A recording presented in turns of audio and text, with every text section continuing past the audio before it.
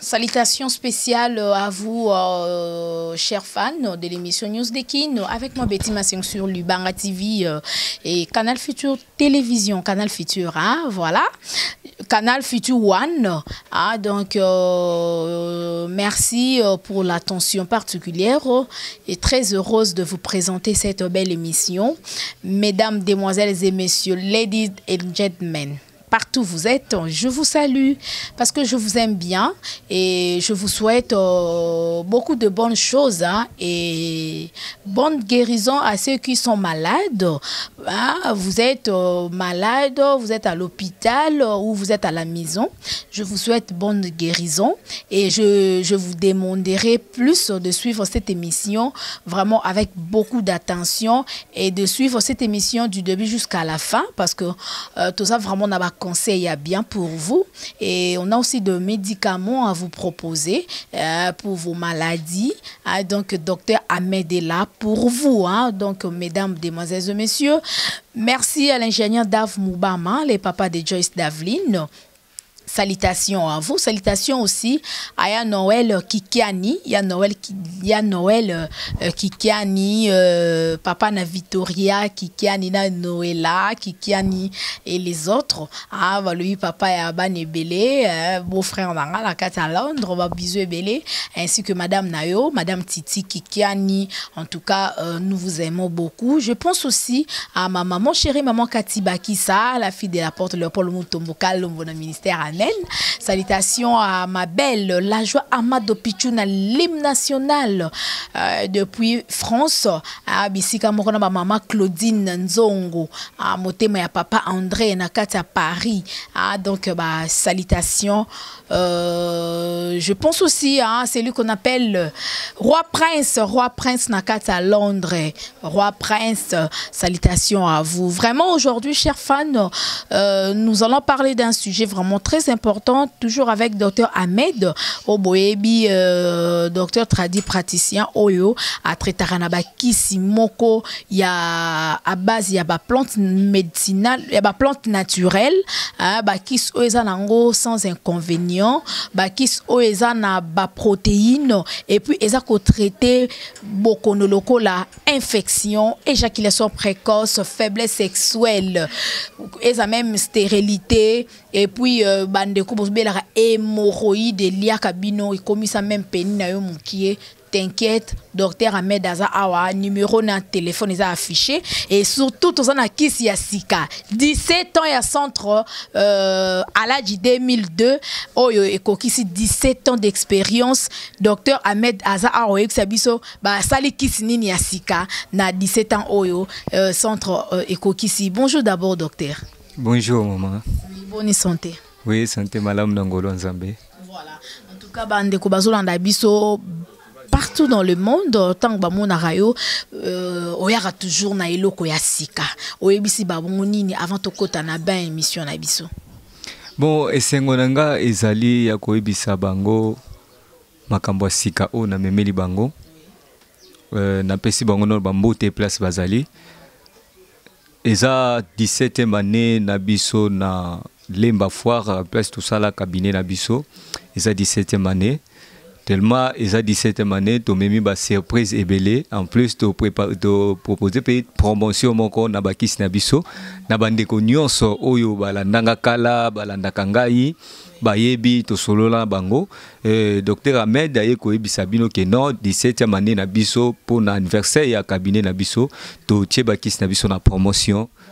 Tu vas quitter sa promotion, donc ils ont des sous n'engue ba quitter, ils ont des sous bon côté, donc ce que bengi au koye ba promotion autotier, au ko zoa ba quitter on a facilité nous. Voilà. En tout cas, je vais parler sans lingala pour la meilleure compréhension de tout le monde. Ba kisi ekiti talo. Na 17e année ya anniversaire ya centre bien ya cabinet docteur Aladji 2002 o ekamba mina docteur Ahmed bakisi kiti donc yo soko bando so makisi na $200 o so mango na $200 te o so mango moins de $200 so bando so makisi na $100 o so mango na $100 te o so mango na moins de $100 so ko bando so makisi na $300 o so mango na prix wana te o so mango moins de $300 donc bakisi ekiti tal eza kisi bando so na $50 ekiti eza sous $50 te donc bande konyo so o bazolanda biso chaque kisi ezana ba prix nango mais yeba que promotion eza pona ba kisi nyonso docteur Ahmed namoni kisi moko asika awa et donc poussenga pena tout non question parce que ba kisi nyonso eza awa je pense to salela on déjà émission mais to lobela ngo maloba mususu te to kota na ba question asika pour la bande ko olanda biso mais pona kisi o d'abord na ebité eza kisi asika Akuforce hein donc oyo eza ya mai mais expliquez nos bande ko olanda biso ya poussière ya mai eza rapport na promotion be kisi sikane na kati ya centre bon kisi o ya mai eza kisi moko ya sika na ba recherche o to sali to zwiba kisi o etangi pona mibali ba kisi moko ya makasi ndeti o na ko présenter bino eza na ba kisi pe ya ba épidémie o ezali to za pe na ba kisi nango o yeye mais kisi o na ko présenter oyo ezali kisi moko Akuforce oyo ezali kisi ya mai esalami po na problème ya mibali ba ndeko ya mibali bazana problème ya faiblesse sexuelle, impuissance sexuelle. Même si vous avez un problème d'éjaculation précoce, ou bien vous avez une force moko, mais force n'est pas limitée, ou comme on a des coups, mais qui si vous avez un kakabo, une bouteille, vous avez un moko, sachez bien que non, exactement pour notre temps moko que non, vous avez la relation sexuelle et ça le kaka pour la journée moko, mais pour la vie mobimba. Ils ont un inconvénient mon côté à ma bé na kati nango donc to yebi ndenge to sali yango na ba protéine to sali yango pour que et protéger force ya mobali ti kino akokufa donc eza ba produit moko eza efficace voilà tozo banana on a produit oyo pour eza produit à sika après to kota na ba o wana mususu bande ko bozo na biso kisi za kisi ya sika bu monyo eza ya mai. Mais docteur Ahmed Olobi très bien qu'ils en ont un inconvénient mon côté. Ça pour une faiblesse sexuelle, éjaculation sexuelle, impuissance sexuelle. Pour la bande de collaboration, il va li papa. Mais bande de collaboration, c'est comme si baki c'est maille qui n'a raté plus il y a poussière. Si pour na bango barozo qui sont des bon bah c'est que tété pour nango parce que place na tika ka ba produit déjà na solo lina bango pour tango kisi to sali recherche to découvrir kisi oyo ya sika donc to sali yango bandeko déjà oyo baza awa na capitale ba yebi déjà kozwango ba témoignage eza belé oyo ba témoignage eza belé oyo biso moko to zui même ba cadeau pour na kisi oyo eza kisi moko ye sika mais esali makambo minene ebelé donc ba c'est inquiété parce que koleka nango na poste to na lie nyonso na kotika na bagence nyonso o na kokokende kotika eza nango facile moto aza na besoin nango abengi ngai na numéro plus 243 89 97 78 138 donc plus 243 89 97 78 138 wana eza numéro nanga WhatsApp soka bengi ngai abengi ngai akozwanga na ko expliquer concernant produit o ya sikana ye nango adresse na biso pour bandeko pe baza awa to bandeko bazali banda o bakoko tinda bandeko na bango adresse na biso toza na Lemba Foire na avenue Lubefu en face ya Stade du Roi Matambo de Jova donc avenue Lubefu numéro 17 na Lemba Foire donc plus c'est soko bengi o pesi même ndeko no numéro nanga na ko expliquer adresse complet plus ezali pe to kokutana na kopesa bakisi oyo yesika akoimona yemoko résultat non. En tout cas c'est bien répondu. Yo on a besoin kisi ndeko na biso mobali papa bisiko zali hein donc yo sokozana mwasi na rapport sexuel ou mais la raté malama ko éjaculaka donc yo pone la raba seconde okoti malama ko ntabara to do libata malama ko boaki or à travers kisi oyo okosala ba 45 minutes likolo à mwasi et puis ekopeso sous makasi na nzoto libela ezate ka pona journée wana ou bien pona jour wana o sa rapport sexuel te yango docteur alobi eza pona libela donc soko zo utiliser produit oyo eza pona libela wana toujours nzoto kolongono donc bo pikili bo kundu nzoto mais docteur Après ce numéro, et puis ils ont déjà affiché, papa va aider, biso pour nous afficher en haut de l'autre côté. Et surtout pour nous bandeko oyo, vous en a besoin, ya, vous en a ndeko, vous en a kin, vous en a poto, vous en a ndeko, non, aya na centre zolokis oyo. Au bengi docteur, on a numéro affiché. Ou soit, ok na, Lemba fois na avenue Loubef numéro 17. Juste on a Simaya, palais du royaume, il y a église témoin de Jéhovah. Docteur, mutoko sali la kis ondenge nini. Na omo na ngopeza mukie, moi ka kis mukie boye kaka pwe et pesi papa nzoto kolongo no vi mobimba. Oui mama omoni komonango mukete, komonango mukusete. Kaka na dege on sali, to ebi ba dose nini oto sali yango. To calculer ba dose parce que la mingi ba to balobaka ke oh non ki sa boko ko zakana dose te non. Donc tant na tiango ya muke bongo mutu amona muke nango te, mutu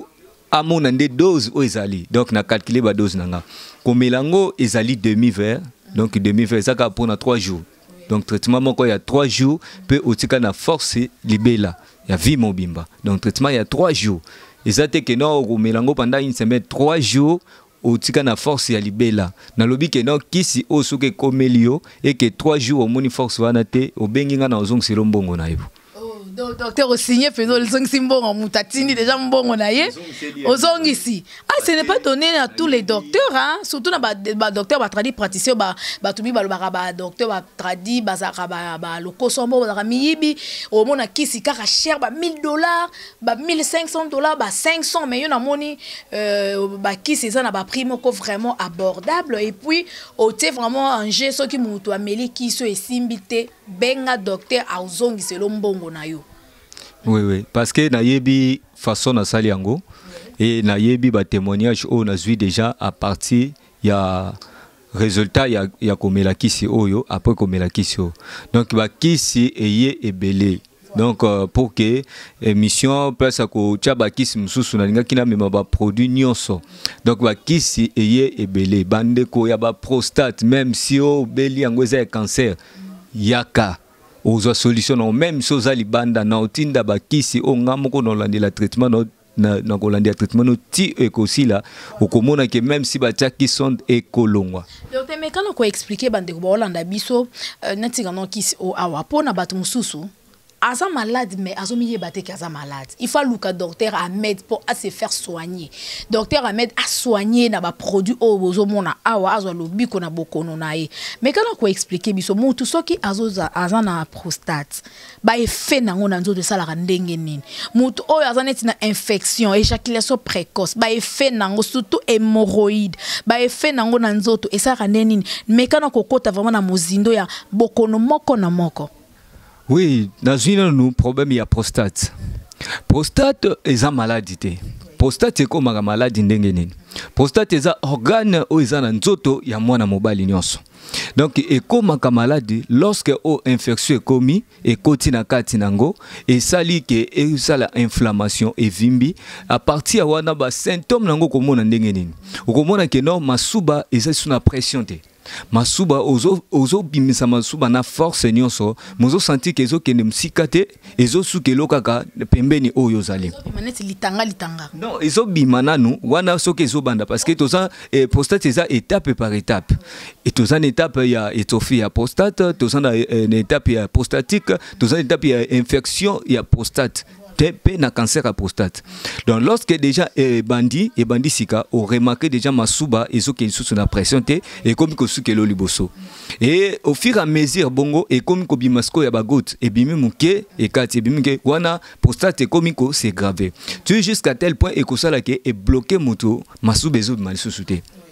À ce moment-là, il faut faire opération. À ce moment-là, non, il faut que l'intervention chirurgicale pour que ba ko intervenir masubebima. Mais na cabinet na biso même si muto communauté wana, tozana kisi otoko pese kaka na minute wana et ko vider masuba nyonso o ekangami wana après to continuer traitement.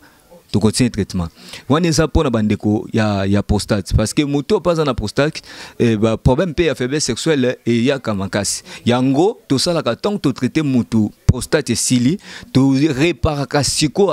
pareil na wana nyonso. Donc to sali ke non ki se koti et zongi si force a peni botisi spermatozoïde a zongeli activité sexuelle normalement. Normalement. Donc, pour la bandeko, oh, bah, ça a un problème hémorroïde. L'hémorroïde, bah, symptôme n'angwezali, au moment na ba mikongo pasi, ba manque appétit, et ça n'a pas symptôme ébélé. Mais non, kolobela mke pour na nangonga la biso. Donc, ba manque appétit, et ça n'a pas de comme sous azo ça toilette difficilement. Toilette zobi maloko la ba mboma ba nye yantaba. Ezobime bongo. Mais lorsque ezobima bongo, ezo provoquer auto bengi constipation. Constipation wana nde ezo sala ke non tango azo sala ngo na ndinga makasi ezo zokisa ba veine hémorroïdale parce que hémorroïde pesa maladie. Eza ba veine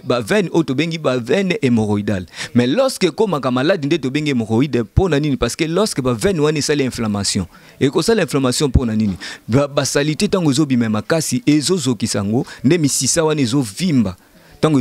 ils ont provoqué maladie. Tant que provoqué maladie bongo directement côté à Mibali et provoqué que Mobali a commis une puissance parce que force ya Mobali lorsque Mobali a zo sangana na mosi mon pépé koki ko matin na niveau Nice. Mais lorsque zana hémorroïde nini bagaz ezobima moya sana force vraiment na relation sexuelle ezate yango komona ke non ke kumoko esili alembi parce que hémorroïde déjà zana kati nzoto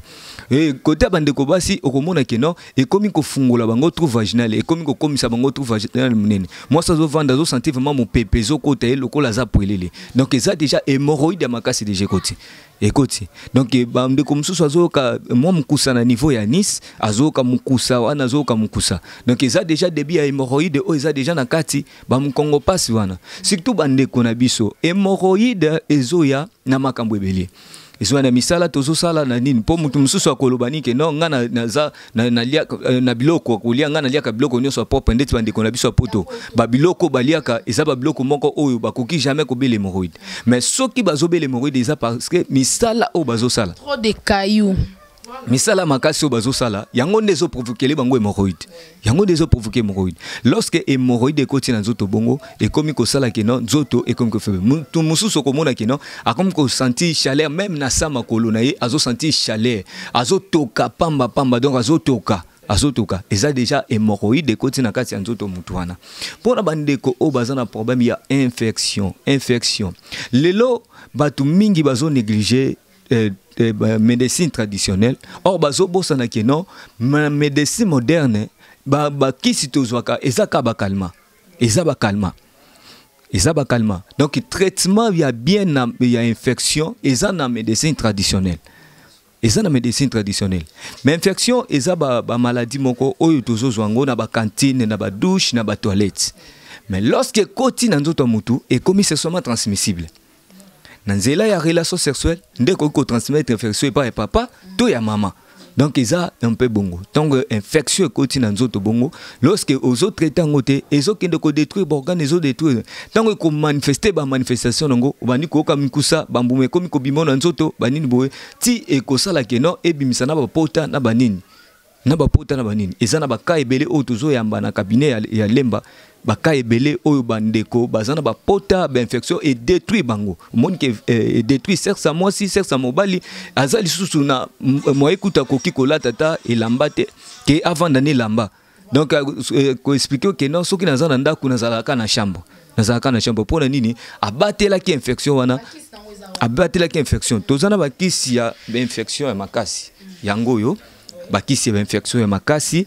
donc eye wana bon kisi oyo ya infection ya poussière eza pona ko melango na ti ya moto soit na poto moto ando ko melango tongo poko eza ka traitement moko ya 5 jours après 5 jours soki keza ke bande ko mususu o ba pota DG bimi bango soit bambuma soit zo kamikusa to sala ka savon to zana kisi ya savon to zana kisi ya pommade o ko sala ke no tonga zo pakola ngo zo désinfecter ba infection libanda ezo boma ba bloc wana ya kati tonga zo mela ba kisi ya poussière wana ba kisi ya liquide pe zali pona bandeko baza aw ba kisi infection ezali oye na cabinet na biso na Lemba Foire na avenue Lubef numéro 17 oye wana soit au benginga na numéro nanga plus 243 89 97 78 138 na koye bisayo nino ko sala pour que ozwa kisi infection totika komikosa totika kokosama pour ozo dépenser bambongo ebele ezaka ka l'état zanta ozo dépenser bambongo yaka zwa traitement complet soit traitement complet mbala moko esi là pour que kisi ya prostate ya poussière yango yo toye nango eza kisi moko ya makasi oyo toye nango mpona prostate donc eza utilisation nango mutu akobanda kotokisa yango lokola ti atokisi yango mbala moko lokola ti atie na litrage akomi komela yango vers moko par jour pendant 6 jours donc eke sukoli nano infection ebimi après tokoya ko ntango ebimisi infection wana nyonso topesi esikoyo kisi oyo ya ezobotisa spermatozoïde to botisi spermatozoïde na ye soki pe ko accompagner na kisi na biso aku force oyo pona ko zongisa force ya peni na ye donc azongi na force ya peni parce que tant mobile aza na prostate peni fonctionne sous te ezo fonctionner sous te to ko zongisa ngo vraiment malamu to zongisi yango zongi normal ndenga zalaki. Voilà, en tout cas, c'est bien expliqué, docteur Ahmed. En tout cas, merci beaucoup. J'ose croire que Bandeko Bozolo Nabiso Bozo comprendre l'émission Nabiso très bien. Mais docteur, pour la Bandeko Baza Libanda Mboka, Baza na ba problème net ya kobota, Baza na ba problème oyo expliqué à éjaculation précoce déjà solution en oyo. Solution, balobi oeza fin final donc soukana masolo bengaka docteur opé sanga raison soki sali yo te docteur alobi bien akozongi solo mbongo nga mona za témoin. Merci beaucoup. Voilà docteur, rapidement pour toquer déjà toquer koshite hein to comme na souka émission pour na bande kwa problème akobota et puis pour na ba mibali oyo ba peni na bango zala mikuse et comme minene nga onde komoka komela kinga lobi ye asala mingi soka yoki posa mwasi asuka système à savon surtout bande kwa poto biloko na bosala en autre ce n'est pas bien abeta ka savon au fur et à mesure azobeta ka savon soka éjaculer nda yoki bien. Et comme c'est à la peine mukibe lokwa ya mwana ya 8 ans ye moko azoyebisanga bongo siko asala nini muto modèle wana po peni nezonga pena ndenge zalaki munene est-ce que ça possible? Oui maman, est possible tozana ba pomade lokola pomade iba oyo eza ba pomade moko oyo mutu tonga azo salilango azo pakolango na sexe na ye tozana ba kisi oyo akobanda komela ya poussière pour que ekende ko désinfecter non infection ou ekota azwango na nzela ya mwasi na nzela sexe ya mwasi donc tant to ko désinfecter infection wana to kopesa ye kisi oyo ekosala élongissement na gonflement ya peni en plus to kopesa pe kisi ya spermatozoïde na force ya peni pour que quantité degré ya peni ekokoma correspondre na force na na quantité de spermatozoïde pour ça la que non azana peni mlene mettre le makate et ça la que le côté non to lingite que non to comme ici peni no mlene comme échantillon mais non to linginde comme mlene to pesi na ba kisi ya force nango to pesi to augmenter pe spermatozoïde na yo pour que fonctionne bien donc c'est un peu ça pour la bande ko o bazana ba problème ya mabota kisi ezali pongani soki na tangi Bible nazomona mutu oyo atikala kaka stérile na Bible eza mwasi ya David parce que c'est kaki roi David tanganda ko binela nzambe nzamba frappaki mais soko tali basi nyonso o bazaki na problème ya stérilité babota même si ba âge avancé natan na bisope oyo mwasi stérile azate ndeko tika komiko sa ba fingi o mingi ba seki o mingi oza stérilité yo yaka to benga docteur Ahmed na numéro plus 243 89 97 78 138 soit to yé na cabinet na Lemba Foire na avenue Lubefu numéro 17 en face à celle du Roi de Jéhovah soko yé okozwa solution na problème wana biso tozo soigner zamba zobikisa zamba zobikisa yango na so tuna batu nyonso bolingi bobika soko za na posa kobika yaka zambe nanga obikisa yo na nzela bakisi yo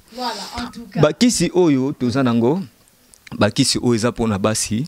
ba mama oyo eza mwana bino toyena bakisi oyo eza pona bino pona ko traiter bino ba problème ya banyoka kakao ya ba myome ya ba kyste ya ba fibrome oyo zana problème moko sexe na yo ekoma munene papa santa ko suta komi ko lingelo basi libanda ayo ra uswe lengite okoma mai donc kisi yango yo benga kaka donc yo benga kaka donc lingo bika so lingo bika docteur Ahmed aza bakisi yango yo docteur Ahmed toujours qui est déjà na souka émission merci rappelez voilà docteur Ahmed lokola to qui est déjà na souka émission tellement ils a promotion et tomber peut bien à moi na biso ba maman moi de la femme donc maman azana bokono ba ki se kiti nango talo papa azana ba problème il y a santé éjaculation précoce faiblesse sexuelle problème il y a impuissance sexuelle qui c'est kiti talo docteur to comme na souke émission rappelez mon numéro de contact adresse et puis na ebité pour na bandeko oyo bazana ba mbongo mais bazo banga ba bibino bozala share yo